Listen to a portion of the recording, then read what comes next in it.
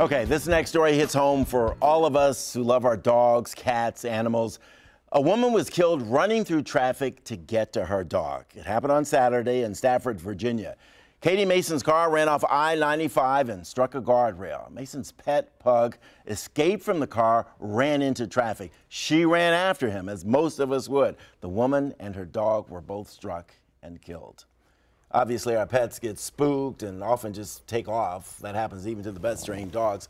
But we can help, can't we? There are some basic things that perhaps our commands can do, to help us and the dog. And we've got somebody here who's got some great advice. This is David Schmucker. He's from Sidewalk Dog Training, and his dog is Beau right here. Thanks for joining us. So nice to see you. You two, first of all, tell me about Beau. How did you two come together? And it's your dog. It's my dog. This is my dog, Beau. Beau's about 4 years old. Okay.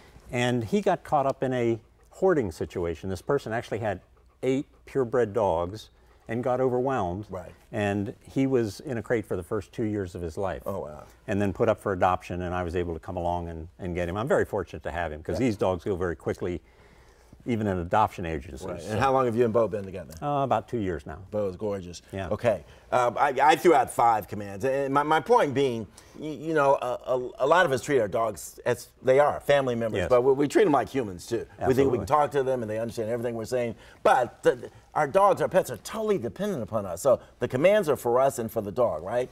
Yes, and really, I think the thing to think about is that this little brain is the size of a ping pong ball. Mm-hmm. So anything we're saying doesn't really go through to his head very well. Okay. So I'm going to show you some things that make the dog safer as we go along here. Okay, let's do that? Yeah, absolutely. All right, so the first thing to think about when you're taking your dog out is what's your leash look like?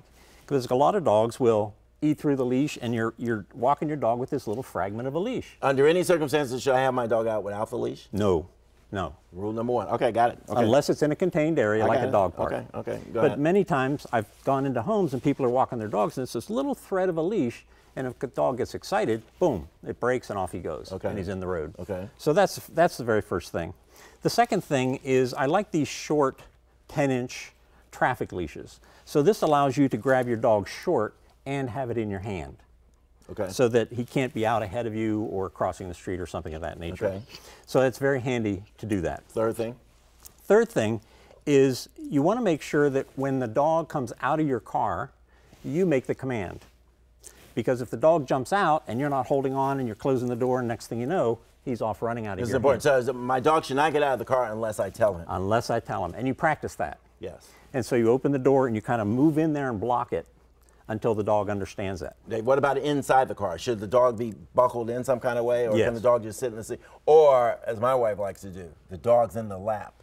That's the worst situation, because if the airbag comes out, the dog is between the airbag and you. Tell her that again.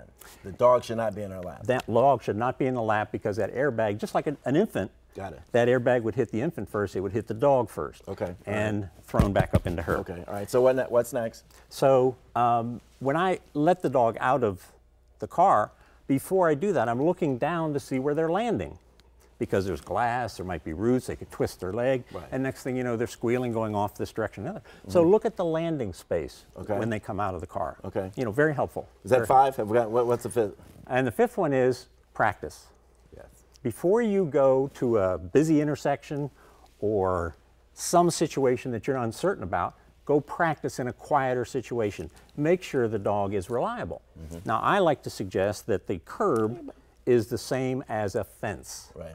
And the dog comes up to the curb, whether I ask or not, and stops. So if the dog actually got out of my hands, the dog is still going to stop at the curb. Okay. Can we put one thing to the test? Sure. Leave Beau here and go over there. Let me see if you can command Beau to do anything. Stay. Stay there. Is this far enough? Sure. Now, there's nothing I can do to make Beau get up, right? He's listening only to you, right? Come here. Have a seat. Have a seat. This is a new place. Come here. Have a seat. And you notice how quiet my voice is. Yeah. You don't have to yell. You don't have to yell, because his hearing's already 4 times better than ours. Right. So that's the last point, is stay calm. Beau's a good boy. Thank you. Is I really to appreciate stay this. calm. You're a good boy, Beau. Thanks a lot. I Okay? really appreciate Pleasure. it. Thank you very It's our much. pleasure. We got to have you back, too. Good.